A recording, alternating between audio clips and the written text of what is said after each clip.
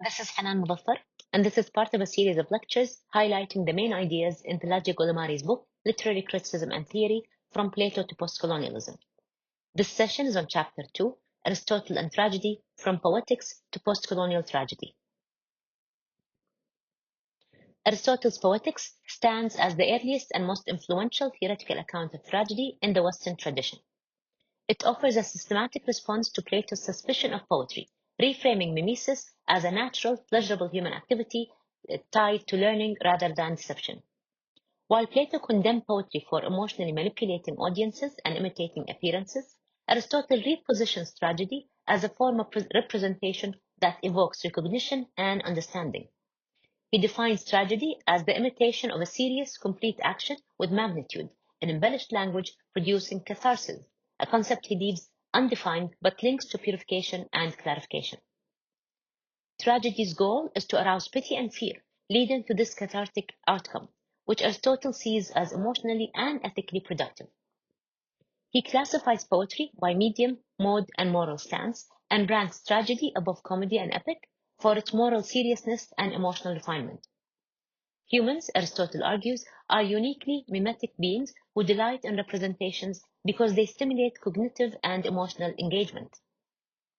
Tragedy, which enacts rather than narrates and portrays characters better than average, exemplifies the highest poetic form. By reframing Plato's categories, Aristotle reclaims poetry's cognitive and ethical legitimacy, restoring its place in philosophical inquiry and moral education. In this light, tragedy becomes not a threat to the soul, but a disciplined art form capable of producing emotional insight and intellectual clarity. Aristotle's emphasis on unity transforms the analysis of narrative. Tragedy must represent a complete action with a beginning, middle, and end. This unity of action is not merely temporal, but causal. Each event must follow logically and lead toward a necessary outcome. He contrasts poetic unity with historical chronicle, criticizing poets who simply record events from a single period without coherence.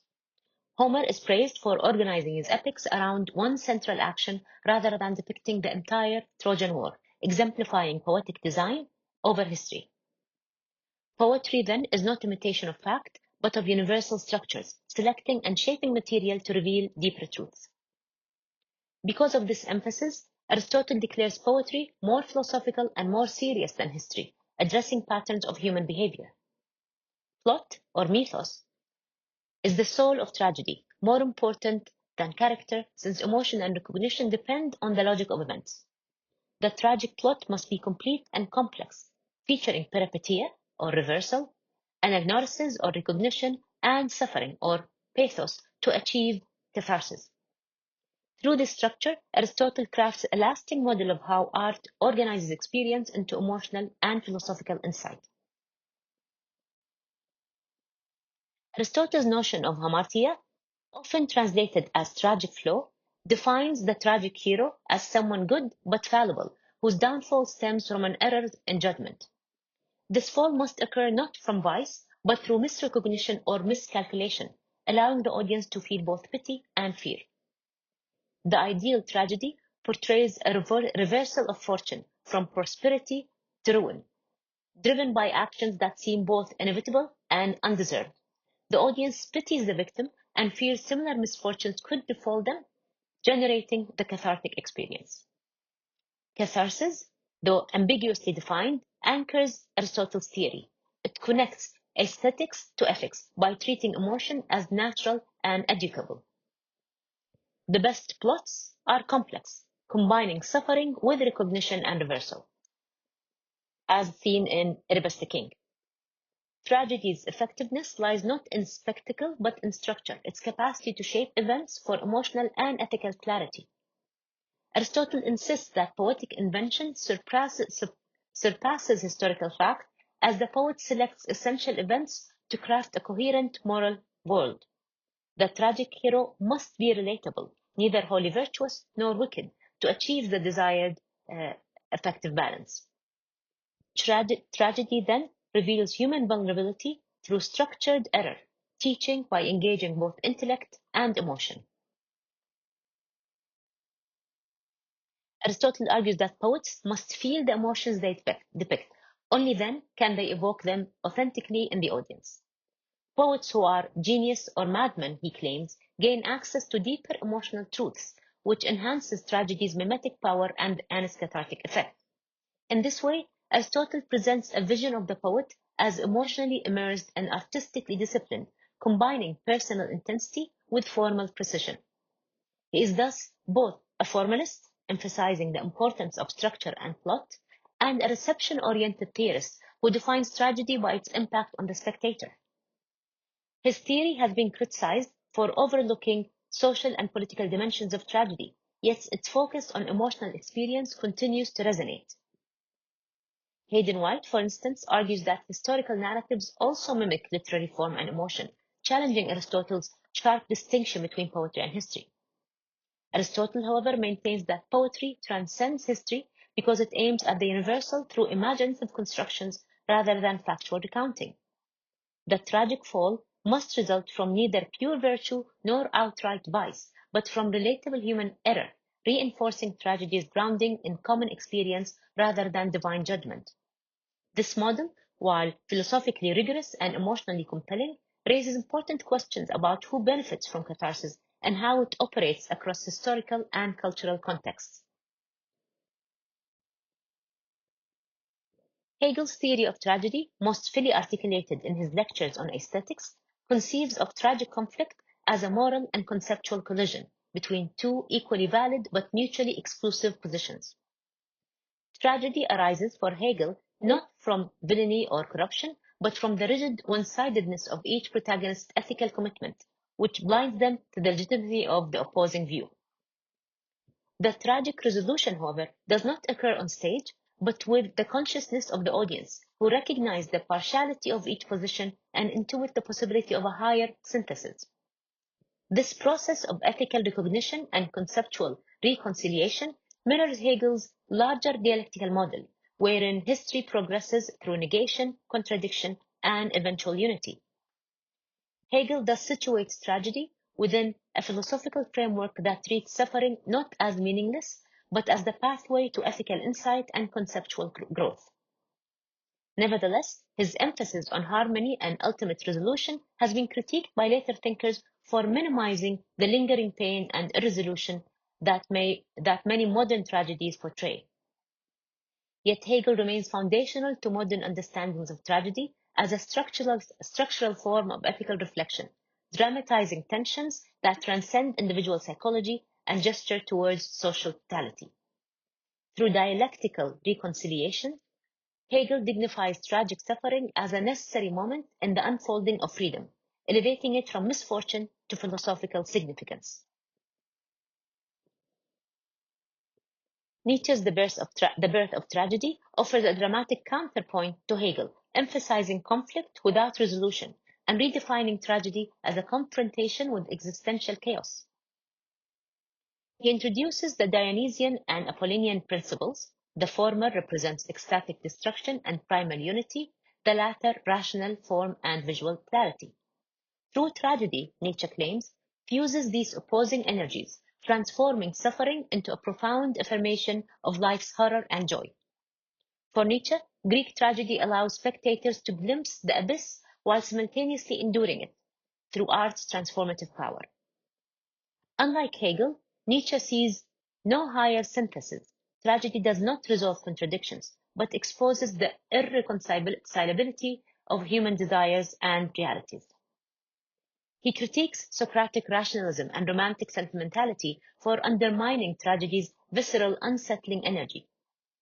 In his later work, Nietzsche folds the Apollonian into the Dionysian, suggesting that aesthetic sublimation itself arises from excess and multiplicity.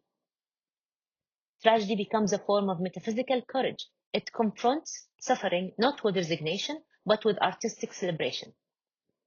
Nietzsche's insights paved the way for modernist and existentialist accounts of tragic dissonance and ethical ambiguity. His tragic theory marks a shift from moral resolution to aesthetic defiance, affirming the creative force of suffering itself. Mikhail Bakhtin reframes tragedy by situating it within a modern pluralistic world characterized by heteroglossia and dialogism. He argues that classical tragedy's univocal, unified structure contrasts sharply with the polyphonic and multi-voiced nature of human reality. In Bakhtin's view, Aristotle's emphasis on unity of action mirrors the centralizing tendencies of authoritarian discourse. By contrast, the novel, as the dominant modern form, absorbs and reconfigures tragic impulses into open-ended, socially situated dialogues. Tragic experience in Bakhtin's model arises not from moral absolutes, but from the orchestration of compelling perspective and voice. Tragedy, thus reframed, becomes a dynamic, contested space rather than a singular moral or metaphysical claim. Bakhtin's framework resonates with modern and postmodern literary practices that foreground fragmentation, multiplicity, and dissent. His perspective expands tragedy's range by detaching it from elite forms and opening it to vernacular and popular genres. Tragedy survives not as form but as function, an effective intensity expressed through dialogic contradiction. Samuel Richardson and Eric Auerbach together legitimized the novel as a tragic form capable of moral and philosophical depth. In his postscript to Clarissa, Richard appeals to Aristotle to defend his novel's bleak ending, insisting that tragedy refines emotions and instructs virtue. He rejects happy endings as sentimental and anti-tragic, arguing instead for the ethical value of suffering and catharsis. Auerbach, in Mimesis, expands this view by showing how modern literature dignifies ordinary lives and renders them worthy of tragic representation. He argues that realism does not preclude universality, rather it reveals it through detailed portrayals of concrete experience. This democratization of the tragic hero challenges classical notions of social rank as a prerequisite for tragedy. For both writers, the novel becomes a site where moral complexity and ethical fallibility replace heroic stature.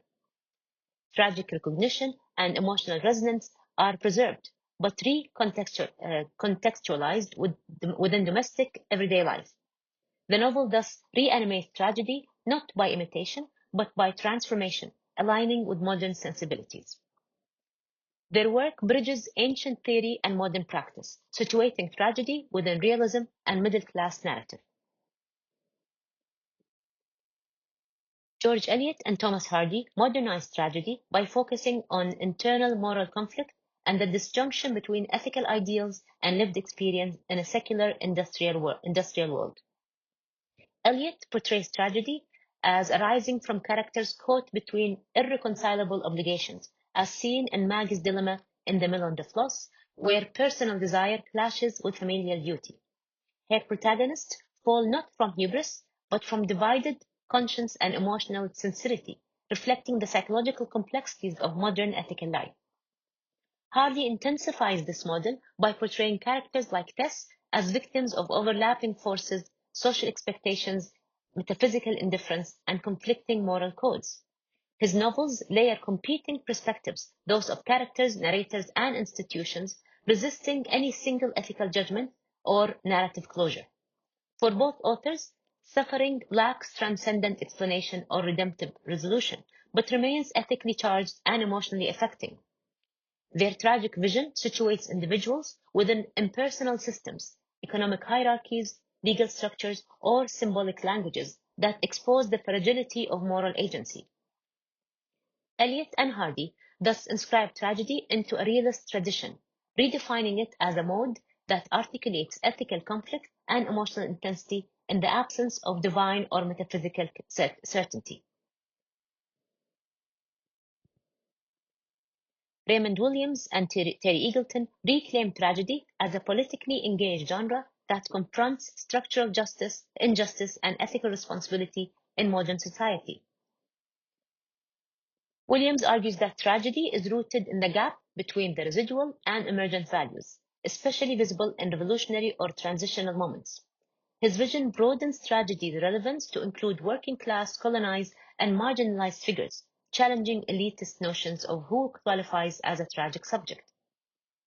Eagleton builds on this reading in Sweet Violence, defining tragedy as the ethical price of unwavering fidelity to truth, justice, and moral commitment. Drawing from Lacanian psychoanalysis and Marxist theory, he reconceives catharsis as an encounter with the real, something traumatic, disruptive, and beyond symbolic resolution. Eagleton critiques sentimental or redemptive notions of tragedy, insisting it should expose and disrupt rather than comfort or uplift. Both thinkers resist quietism and fatalism. Tragedy, in their view, must incite awareness and provoke resistance rather than encourage resignation. For Williams and Eagleton, tragedy remains vital not because of metaphysical grandeur, but because it dramatizes ethical struggle within historical and political realities. George Steiner, Wally Soyinka, Timothy Rees, and Otto Quayson offer divergent late modern and post-colonial theories of tragedies shaped by theology, ritual, and cultural resistance. Steiner's Death of Tragedy laments the genre's decline, claiming true tragedy requires divine presence, aristocratic stature, and poetic form. His tragic vision is theological and pessimistic, emphasizing ontological exile and cosmic cruelty as essential to the tragic condition. Soyinka responds with a radically different model rooted in European cosmology and ritual healing, blending Greek forms with African spiritual logic. In Death and the King's Horseman, tragedy mediates between worlds, restoring communal balance through sacrificial continuity. Rees builds on this, arguing that post-colonial tragedy unites metaphysics and politics, affirming agency and community over Western isolation. He critiques tragic narratives that render colonized subjects passive, instead highlights tragedy's potential for cultural reparation. Quayson focuses on remembrance and unfinished struggle, urging readers to see tragic martyrdom as a catalyst for renewed political engagement. Together, these thinkers redefine tragedy as historical, spiritual, and collective, resisting Eurocentric finality and elitism. Postcolonial tragedy, in their view, turns Aristotelian form against its imperial legacies, making suffering a ground for solidarity. In conclusion, Aristotle's Poetics established tragedy as a formal, ethical, and emotional art grounded in unity, catharsis, and imitation. Over centuries, this foundation was transformed. Hegel synthesized ethical conflict, Nietzsche emphasized aesthetic defiance, and modern theorists reimagined tragedy through realism, politics, and postcolonial ritual. Contemporary thinkers show that tragedy is not a static form, but a responsive practice that reflects changing ideas of justice, agency, and collective life. In every iteration, tragedy continues to pose its central question: how can human beings make meaning from suffering? And what truths are disclosed in that effort? Thank you for your attention.